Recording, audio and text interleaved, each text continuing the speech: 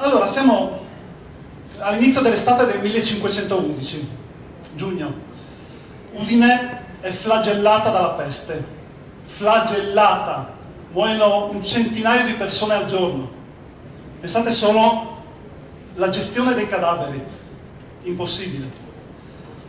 In questa situazione qua cosa si può fare? La gente, quelli che possono, lasciano Udine e vanno in un centro più piccolo.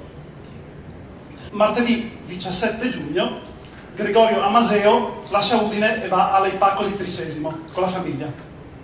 Lo sappiamo perché Gregorio Amaseo è uno di quei santi carissimi che hanno scritto delle cronache del loro tempo, e quindi scriveva tutto quello che faceva.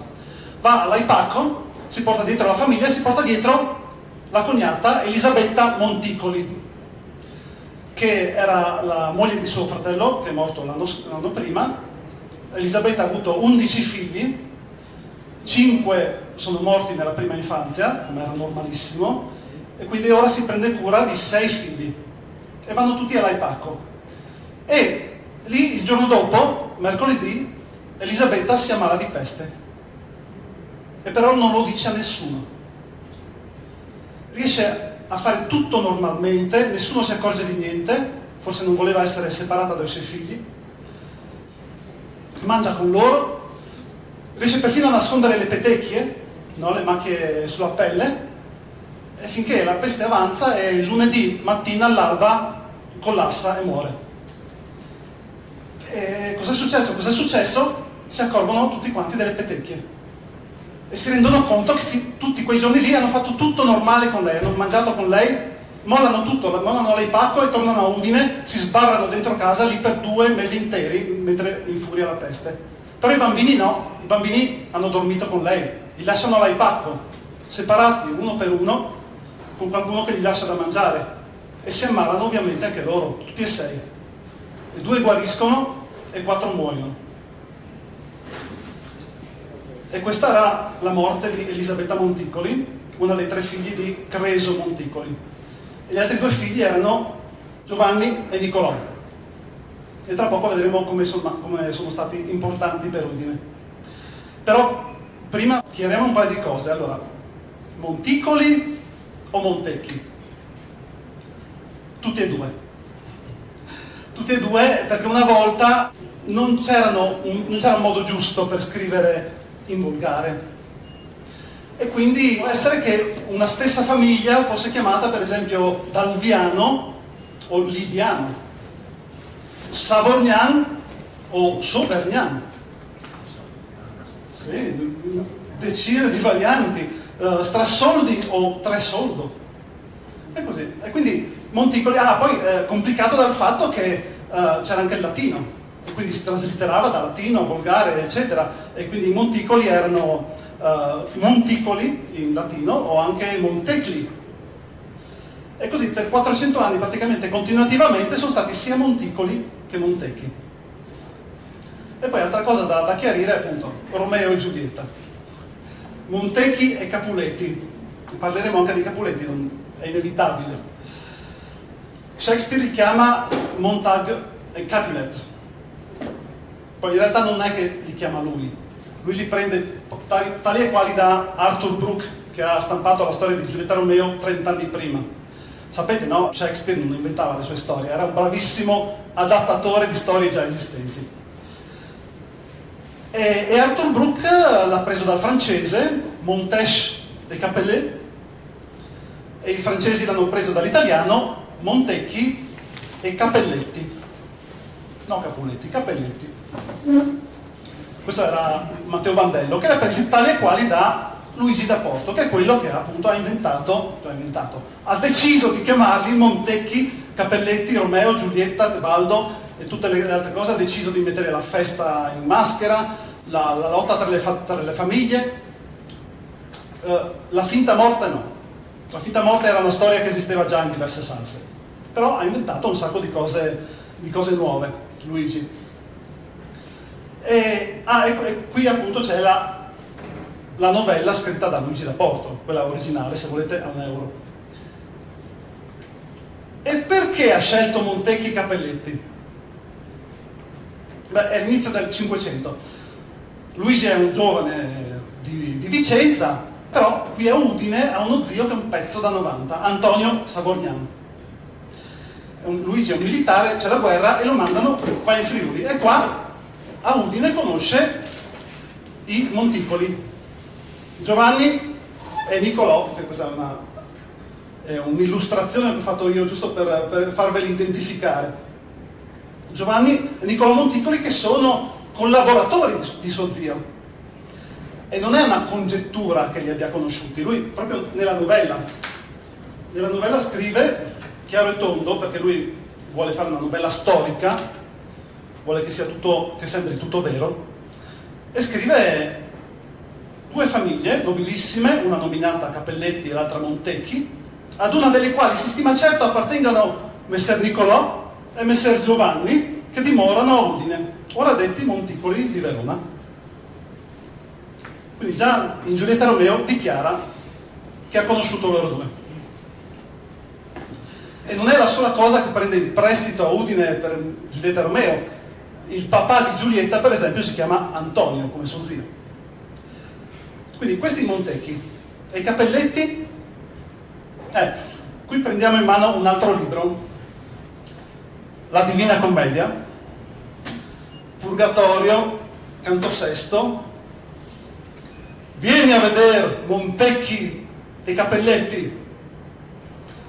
Questo è Dante che si rivolge all'imperatore e gli dice: vieni in Italia a vedere queste fazioni che si fanno la guerra perché tu non ci sei. Ecco, a Luigi servivano due famiglie vere di Verona, e una i Montecchi e l'altra potrebbero essere i Cappelletti. Però Luigi si chiede: sì, ma chi erano questi Cappelletti? E qui c'è un piccolissimo particolare. Qui, per esempio, su questo libro c'è scritto Cappelletti con 2 P. Cappelletti. Luigi scrive Cappelletti con una P. E può succedere, la Divina Commedia è nata come manoscritto, copiata a mano per 150 anni almeno, e tra le varie copie manoscritte c'erano variazioni significative. E così alcune copie avevano Cappelletti con una P e alcune con 2 P. I dantisti fanno proprio quello di mestiere, cercano di confrontare le varie versioni e capire cosa ha scritto Dante all'inizio, che non abbiamo più la sua copia autografa. E quindi la Divina Commedia che avete letto a scuola non è detto che sia l'unica versione possibile. E così Cappelletti con una P da una copia manoscritta è finita in una stampa del 1491, stampata a Venezia, con un commento di Cristoforo Landino. E ce ne abbiamo una qua, in questa biblioteca, proprio la stampa del 1491, potrebbe essere anche quella che ha letto Luigi da Porto, in persona. Tra l'altro donata dalla famiglia Ottelio.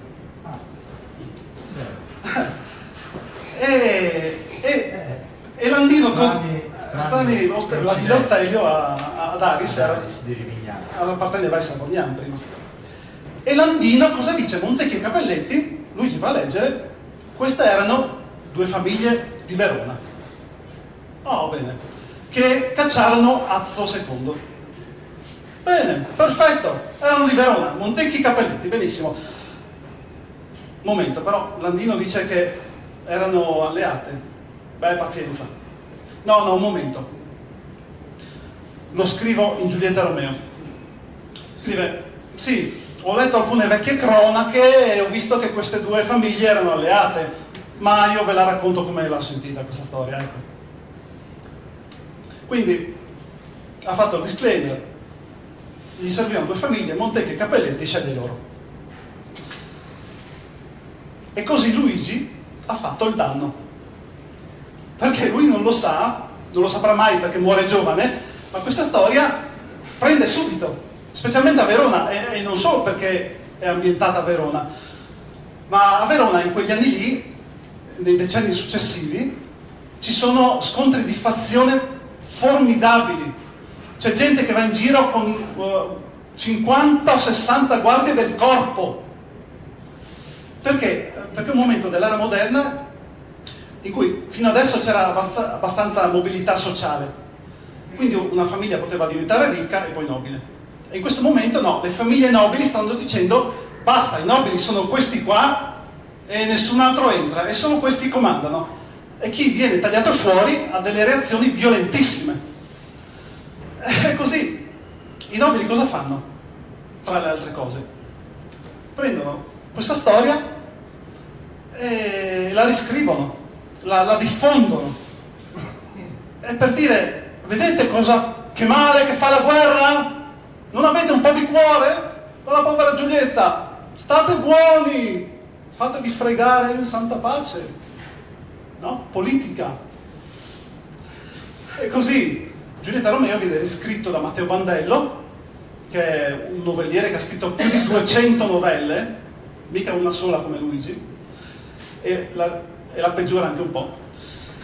E poi viene riscritta da Gerardo Boldieri in rima, e poi Gerardo Boldieri dopo qualche anno convince il suo nipote, Girolamo Dalla Corte, a inserire la storia di Giulietta Romeo dentro un libro che sta scrivendo, Storia di Verona. C'è proprio questa storia di Verona che scorre abbastanza, no? Avanti veloce, e poi improvvisamente 5 pagine solo con la storia di Giulietta Romeo,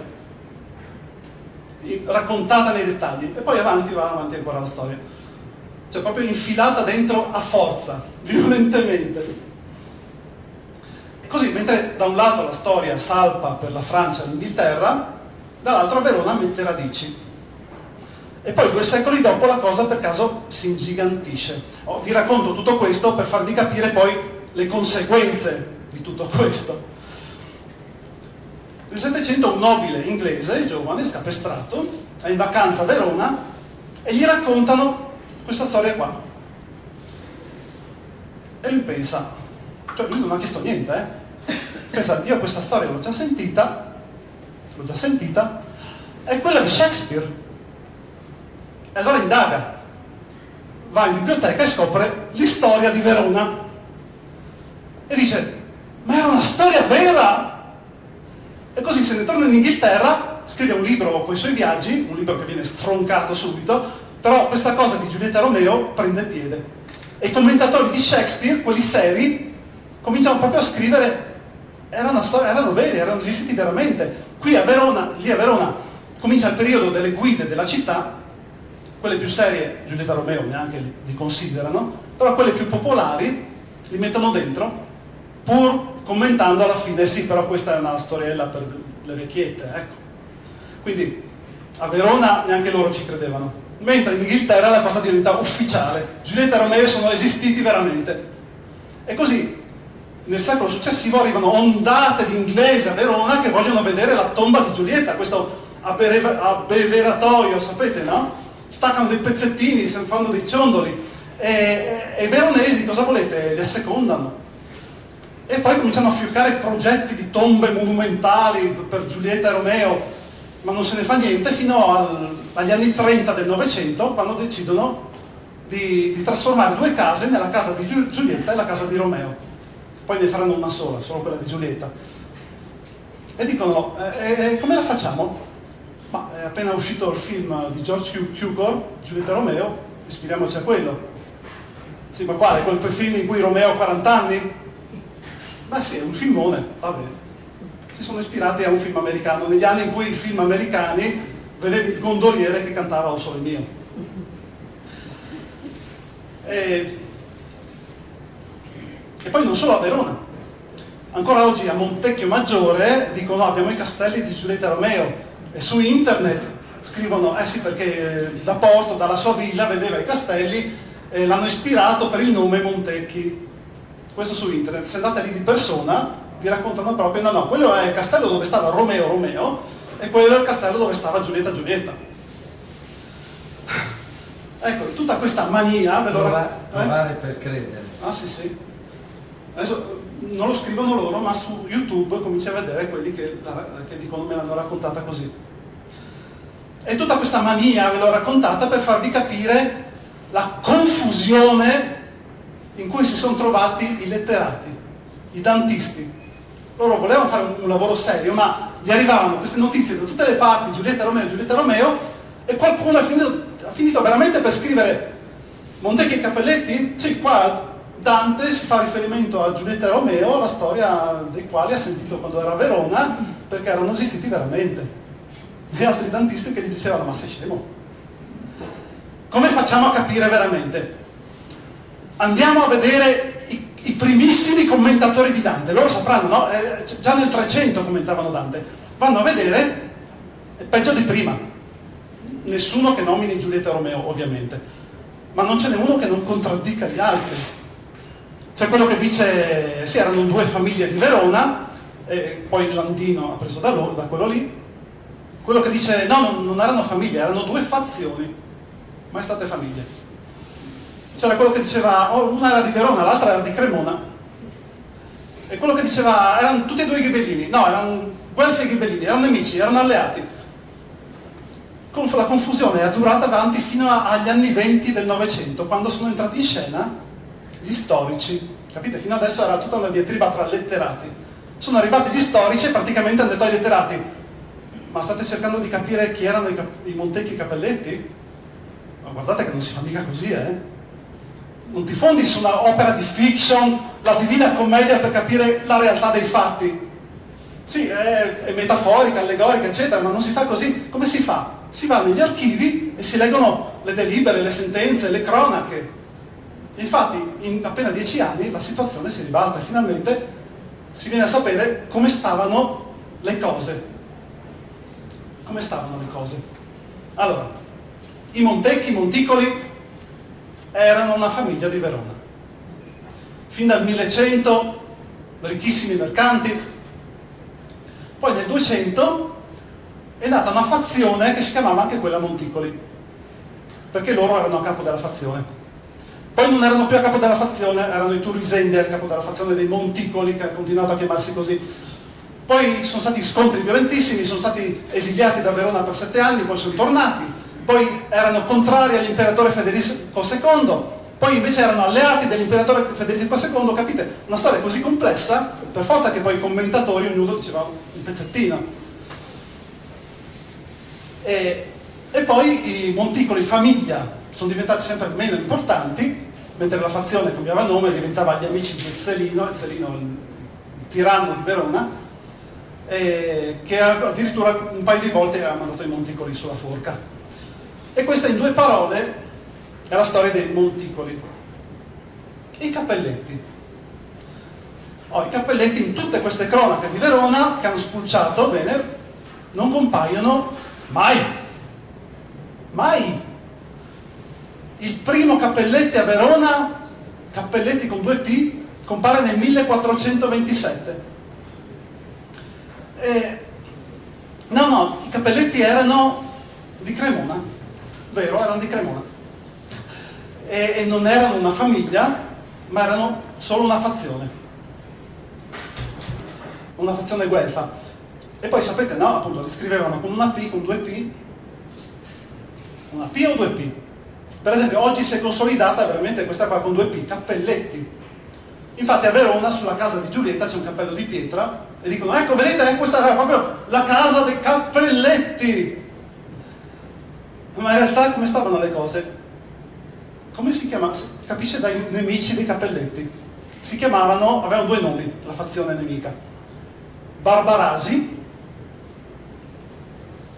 E quindi come si riconoscevano le fazioni a quei tempi? Anche qua a Udine avevano segni di riconoscimento, fiori, nastri. Ecco, evidentemente i Barbarasi li riconoscevi perché erano rasati, erano ghibellini. Anche Federico II aveva lanciato la moda di rasarsi. E l'altro nome di questi Barbarasi era Troncaciuffi. Cosa vuol dire? Che o avevano anche i capelli corti, oppure quando catturavano Cappelletti gli tagliavano la zazzera. E quindi i Cappelletti più in gamba erano quelli che non si facevano mai prendere, avevano bei capelli lunghi, fluenti. Quindi cappelli non c'entrano niente. E Luigi ci ha azzeccato, scrive Cappelletti. Purtroppo in questa stampa qua c'è ancora la vecchia grafia, Cappelletti con 2 P. E quindi, sapendo questo, Montecchi e Cappelletti, come si interpreta il verso di Dante? Vieni in Italia a vedere le discordie dei Montecchi contro la fazione dei Conti e dei Cappelletti contro i Barbarasi. vieni imperatore, vieni, se ci fossi tu qua, loro starebbero buoni. Quindi Dante ha parlato della fazione, Luigi ha conosciuto la famiglia e ha pensato che Dante parlasse di famiglie. E la famiglia Monticoli, cosa è successo dopo? Dopo Dante? Come è arrivata a Udine? Allora, loro se ne stavano lì tranquilli, abbiamo detto che non contavano più niente, e viene al potere Can Grande della Scala, che è un uomo di un successo incredibile, governa Verona col pugno di ferro, conquista territori a non finire, dicono di lui, se stava in vita un anno ancora diventava re d'Italia. E però nel 25 Can Grande si ammala gravemente e suo cugino Federico della Scala decide di prendere il posto. E i Monticoli pensano bene di allearsi con Federico, di sostenerlo, se non che Can Grande guarisce improvvisamente e li manda tutti in esilio. E gli è andata anche bene. E questi Monticoli che sono andati in esilio, chi erano? Conosciamo i nomi dei maschi: Crescimbene Monticoli e i suoi figli Giovanni e Federico. Però Crescimbene è uno in gamba e trova lavoro dall'imperatore in Boemia e poi finisce per fare il capitano di Udine nel 1345, 20 anni dopo che sono stati cacciati da Verona. Poi andiamo avanti, suo figlio Giovanni, anche lui fa il capitano di Udine e poi diventa vicario del patriarca di Aquileia. Erano tutti laureati in diritto questi qua. E addirittura Giovanni partecipa alla scrittura delle costituzioni della patria del Friuli. Poi il figlio di Giovanni, Andrea, anche lui attivo nella politica, rappresenta Udine nel Parlamento della Patria e poi finisce per appartenere a quella parte politica che si oppone ai Savognani, che si oppone a Venezia. Ovviamente poi perdono tutto quando lo Stato patriarcale viene conquistato da Venezia. Poi saltiamo a Creso, Monticoli, che ha appunto tre figli, Elisabetta, Giovanni e Niccolò, quelli che ha conosciuto Luigi da Porto. Giovanni, il più vecchio, diventa cancelliere di Udine nel 1507 e lui è quello che stava sempre attaccato ad Antonio Savognano. No, lui proprio, Giovanni, ha dedicato la sua vita ad Antonio. Lo si vede anche dopo. E anche Niccolò è importante, lui diventa podestà di Pordenone nel 1508, ma soprattutto Niccolò, bravissimo, scrive una cronaca dei suoi tempi. Le notizie fanno sempre piacere. Bravo. È una cronaca un po' filo-savorniana, però insomma, vabbè, poco male, c'erano tante altre cronache contro i savorniani. No, ma sì, ci stiamo proprio avvicinando al momento in cui queste differenze, pro e contro, diventano questione di vita o di morte. Udine è divisa in due fazioni, sapete, no? Zamberlani e Strumieri. Zamberlani che stanno con i Savognani a favore dei veneziani e gli Strumieri che stanno con gli imperi. E nel 1511 succede il fattaccio, la Zobbia Grassa, no? Il massacro. Gli Zamberlani si trovano per caso o per la furbizia di Antonio in superiorità numerica proprio nel momento in cui gli Strumieri cercano di sopraffarli e così sono gli Strumieri che vengono trucidati. E Giovanni è proprio uno dei più facinorosi. Ce lo racconta Amaseo, quello che poi va all'Ai Paco per la peste. Ci racconta che il luogotenente veneziano non ha abbastanza polizia per fermare il massacro e allora cosa fa? Manda un messo che dica a tutti: no, fermi, Venezia non vuole, il classico messo che grida, no? Le cose. E Giovanni è lì che sta conducendo la carneficina e sente il messo e cosa fa? Si mette accanto al messo e comincia a gridare più forte. Ma fa così tanta confusione che sembra che il messo a un certo punto stia incitando al massacro gli udinesi. Niccolò invece è di tutt'altra pasta, lui è pacifista. Niccolò, quando la rivolta si allarga alle campagne e i contadini cominciano ad assaltare i castelli degli Strumieri, Niccolò è di quelli che vanno lì nelle campagne a calmare i contadini. E lui va a salvare Pers e Arcano. Infatti Giovanni e Niccolò poi prendono proprio due direzioni completamente diverse. Mesi dopo il massacro, dopo la Zobbia Grassa e dopo la peste, le sorti della guerra costringono Antonio a cambiare schieramento, tradisce Venezia e passa con l'impero, e Giovanni con Antonio. Però gli va malissimo, perché Venezia subito comincia a riconquistare tutto il Friuli, e Antonio e Giovanni devono scappare. Giovanni sì, potrebbe essere anche lui accusato di tradimento di Venezia, no? Infatti a un certo punto un generale veneziano, uno che era famoso per gli scatti d'ira, gli insulti che sparava a tutti, manda 150 uomini a cavallo a cercare Giovanni. E Niccolò nella sua cronaca ci racconta: mandò quella notte a pigliar Giovanni mio fratello a Pers, e giunti de mezzanotte batterino alla porta del castello, e domandati chi erano, risposero voler Giovanni Monticoli per parte della Serenissima Signoria, e certificati che lui non era lì, ma era Niccolò suo fratello, mi chiamarono, e io, lo quale era ammalato di febbre, me levai e fattomi montare a cavallo, me menorino all'alba sotto Gemona, dove trovato il generale, e vistomi me mandò via, dicendo: io non volevo te, ma quel E qua la parola nel manoscritto è stata cancellata da qualcuno, cioè proprio col pennino, solo quella parola lì, e vicino hanno scritto compagnone. Io non volevo te, ma quel compagnone di tuo fratello. E così Niccolò rimontò a cavallo e se ne tornò a Pers. Antonio e Giovanni erano già scappati in Austria. A loro ci pensano gli strumieri sopravvissuti.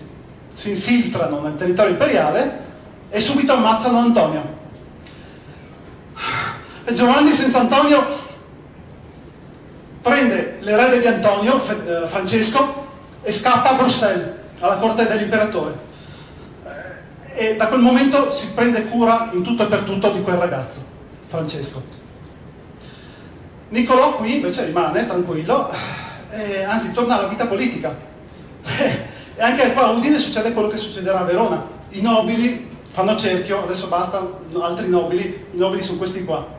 E lui partecipa alla commissione, anzi lui crea proprio un documento storico importantissimo, la cronaca delle famiglie di Udine, in cui elenca tutte le famiglie, da dove venivano, in che anno sono arrivati, fino a 200-300 anni prima, tra cui i Monticoli ovviamente. Giovanni da Bruxelles torna in Italia, sempre con Francesco, vengono a Verona, però a un certo punto Verona è sotto l'impero sempre, e Venezia però a un certo punto dice: ma Francesco, lui lo possiamo anche perdonare, era un ragazzo quando è andato via. E Francesco, di nascosto da Giovanni, un giorno scappa e torna a Venezia. Nessuno ci dice come si è sentito Giovanni. Lui continua a lavorare per l'impero, va a stare a Trento, e lì arrivano i sicari degli strumieri per ammazzarlo. Però fanno un errore. Gli dicono, per entrargli in casa: ah, sai che abbiamo per te una lettera di Francesco per te? E Giovanni, pensate, sa benissimo che Francesco non gli scriverebbe mai. E quindi li denuncia, vengono arrestati, interrogati, torturati, e una volta che hanno confessato vengono squartati vivi e i quarti appesi alle porte di Trento. Questo per dire quanto era importante Giovanni. E alla fine passa a lavorare per gli Sforza, diventa podestà di Monza, e lì a Monza nel 22 gli strumieri a cavallo lo intercettano che cammina per strada e, tagliando corto, lo ammazzano lì sul posto. Ho quasi finito. Niccolò viene a sapere della morte di Giovanni, viene a sapere qua a Udine, e gli dicono: beh, Niccolò manda un messo a prendere le cose di Giovanni a Monza, no? Ah sì, manda un messo, e quando torna gli strumieri lo attendono al varco a Sacile per prendergli i beni come risarcimento per la zobbia grassa. A quel punto Venezia si stufa e convoca tutti quanti, Niccolò e gli strumieri, gli assassini di suo fratello, che hanno ammazzato dei nemici di Venezia, quindi sono cittadini benemeriti. E sono lì tutti chiusi nella stessa stanza, Niccolò e gli assassini di suo fratello, e li costringono a fare la pace, a darsi la mano, ad abbracciarsi. E Niccolò accetta. E pochi mesi dopo muore anche lui, non sappiamo come. E tra l'altro, la data di oggi, l'avevo fissata ancora a febbraio, no? E poi ho creato qualche problema a Ugo per i suoi programmi, ma ormai era fissata. Però poi ho rivisto le carte e ho scoperto che Niccolò è morto proprio il 18 maggio. Quindi oggi proprio sono 500 anni precisi che è morto Niccolò. Come finisce? 30 anni dopo la lotta tra Stumieri e Zamberlani va ancora avanti e Venezia è così stufa che butta giù il Palazzo Savognano, dove c'è Piazza Venerio, adesso la piazza è al posto del palazzo. E 2 anni dopo, nel 51, il figlio di Niccolò, Anastasio, va a Verona e chiede la cittadinanza, dicendo che in vecchie carte ha scoperto che la sua famiglia veniva da lì. E così Verona riaccoglie i Montecchi come cittadini dopo 6 generazioni di passaggio a Udine. Grazie.